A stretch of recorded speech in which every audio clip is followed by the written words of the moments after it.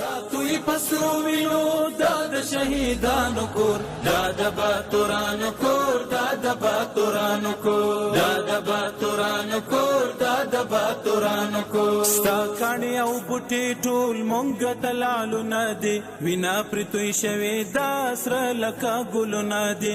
کلی څوک نیولی شي دا د زمریانو کور، دا د باتورانو کور، دا د باتورانو. د لوی او بخونکي خدای په سپېڅلي نامه د لغمان ملي ټلویزیون درنو لیدونکو السلام علیکم. د نن شپې خبري ټولګي ته ښه راغلاست. نن دوشنبه د 1404 هجري شمسي کال د قوس یالندې د میاشتې 10 نیټه وه. تاسو د افغانستان د ملي ټلویزیون د خپرونو لیدونکي وئ. اوس تاسو پام د لغمان د ملي ټلویزیون د خپرونو لیدو ته راګرځو، خو په سر کې هم پام وکړئ خبرونو ته. زه زین الدین حقیار یم.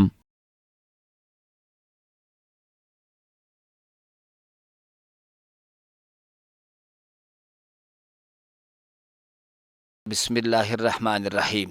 د لغمان امنیه قمندان د الینګار ولسوالۍ امنیه قمندانۍ او له امنیتي پوستو ارزونه ترسره کړه. د لغمان ولایت امنیه قمندان مل پاسوال مولوي نجیب الله بدخشي تېره شپه ناوخته د الینګار ولسوالۍ امنیه قمندانۍ او اړوندو امنیتي پوستو ته سفر وکړ او د امنیتي وضعیت نږدې ارزونه یې د شپې ناوخته ترسره کړه.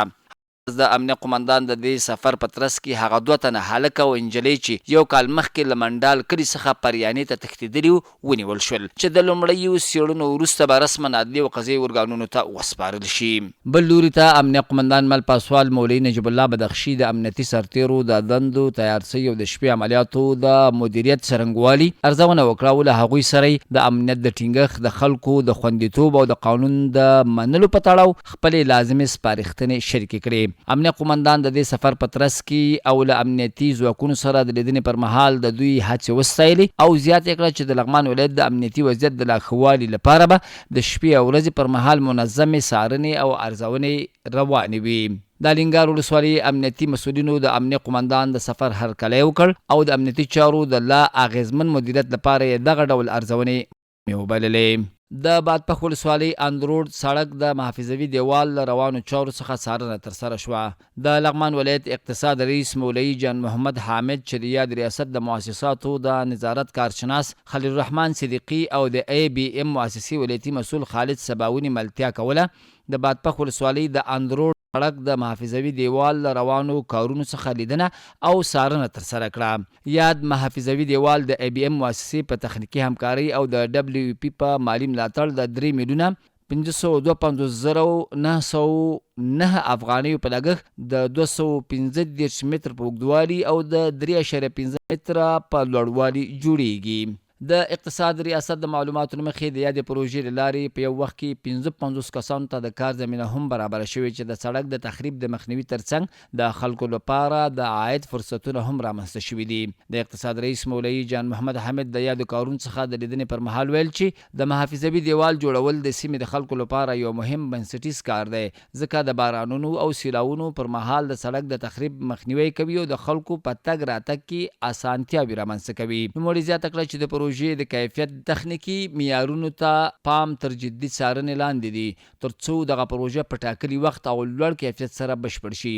هغه د ABM مؤسسې د تخنیکي ډلې هڅې وستایلې او د لا ښه همکارۍ غوښتنه یې وکړه. د اندروډ سیمې اوسیدونکي د یاد دیوال د جوړېدو په تړاو خوښ دي او د اسلامي امارت له مسؤلینو مننه کوي چې د دوی ستونزو ته په وخت رسیدنه کوي. د مرکز مهترلام یو شمیر قومي مشرانو خپل ستونزې د کرنې له رئیس سره شریک کړي. د لغمان د مرکز مهترلام اړوند عمرزیو سیمې قومي مشرانو د لغمان د کرنې او بولګولو مالدارۍ له رئیس سره وکتل او د خپل سیمې اړوند ستونزې غوښتنې ورسره شریکې کړي. قومي مشرانو خپلو څرګندونو کې ویل چې د عمرزیو سیمې په سر کې یوه خاصه ځمکه موجوده ده چې تر دې مهاله د خلکو له غصب څخه ساتلې ده او خپله یې هم پرې کوم تصرف نه دی کړی. هغوی زیاته کړه چې په سیمه کې نفوس ډیر شوی، اوسني کورونه تنګ شوي او بل مناسب ځای هم نه لري چې نوي استوګنځي پکې جوړ کړي. نوموړو له همدې له امله غوښتنه وکړه چې یاده ساحه د اسلامي امارت د اصولو او طرز العملونو له مخې د سرپناه په موخه د یو ښارګوټي د جوړېدو لپاره وویشل شي. د کرنې رئیس د عمرزیو قومي مشرانو هرکلی وکړ. هغوی ته یې ډاډ ورکړ چې د دوی ستونزه غوښتنه به د ولایت مشرتابه او د کرنې وزارت له رهبرۍ سره د حل په موخه په رسمي ډول شریکه کړي. درنو او قدرمنو لیدونکو، دا د دې ساعت خبرونه تر بیا ښې چارې.